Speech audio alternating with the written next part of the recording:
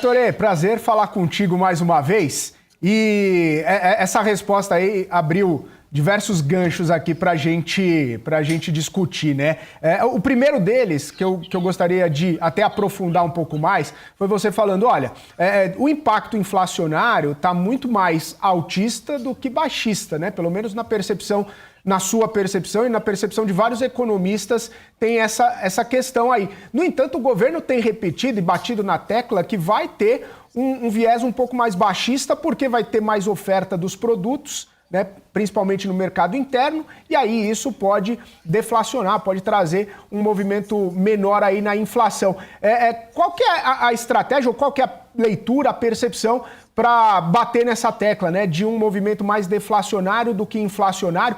E as contas, né, que estão sendo feitas no mercado, que muito pelo contrário, né, a gente pode ter até uma inflação maior. E a gente está até vendo, né, lá fora, a expectativa é sim de inflação maior, mas aí são por outros motivos. Aqui, efetivamente, talvez a gente tenha essa curva mais para baixo no início, e aí depois é que a inflação pode vir com força, caso efetivamente essas tarifas sejam majoradas? Felipe, exatamente isso. Né? Então, qualquer medida econômica, seja para juros, cortar juros, subir juros, ela vai ter diversos vetores. E o que nós, os economistas, os jornalistas, eles falam para a grande população é o efeito líquido desses vetores.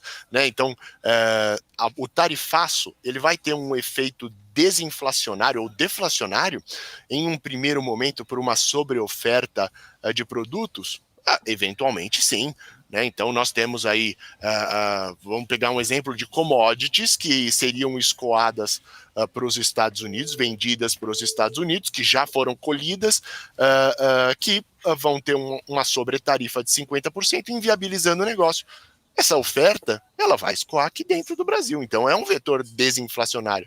Só que o vetor inflacionário, em um segundo momento, é muito maior. Né? Então, assim, eu não vou fazer uma análise de uma política de tarifaço olhando apenas um vetor. Eu tenho que somar todos os vetores e falar para a população, olha, se trata de um processo inflacionário. Por quê? Apesar de ter uma desinflação, uma potencial deflação no primeiro momento, o câmbio ele tende a subir, a oferta tende a ser corrigida para baixo, e isso, somando tudo, vai ser inflacionário. Então, assim, se a gente focar no curtíssimo prazo, tudo tem razão. Até um corte de juros pode derrubar a inflação. Só que é só um vetor num cenário muito maior, no qual a gente está falando que os vetores que sobrepõem num corte de juros é a elevação da inflação. Então, assim, acaba ficando até uma questão tautológica, né? Não é nem...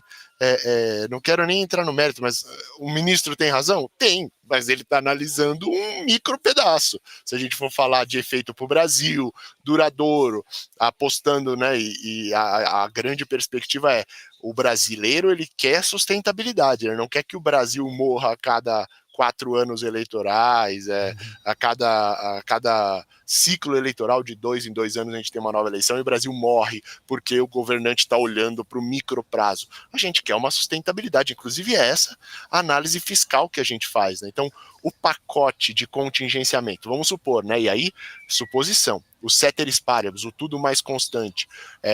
Se de fato nós tivermos o tarifaço e o Brasil não retaliar e for só os 50%, só, né, os 50%, como é que isso vai se dar aqui para o Brasil? Isso vai se dar, esse contingenciamento vai se dar através de crédito.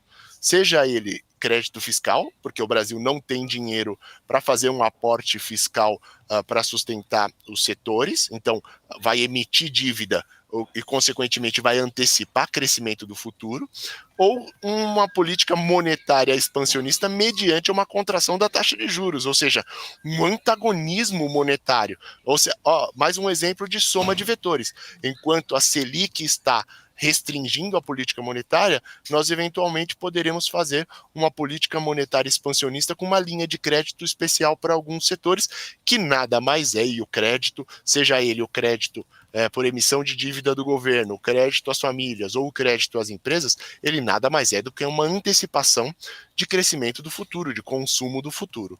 Então, no que toca à sustentabilidade, o plano de contingenciamento, ele tem que ser feito? Sim, mas não é bom. Não é bom, nós estamos roubando sustentabilidade do Brasil no futuro.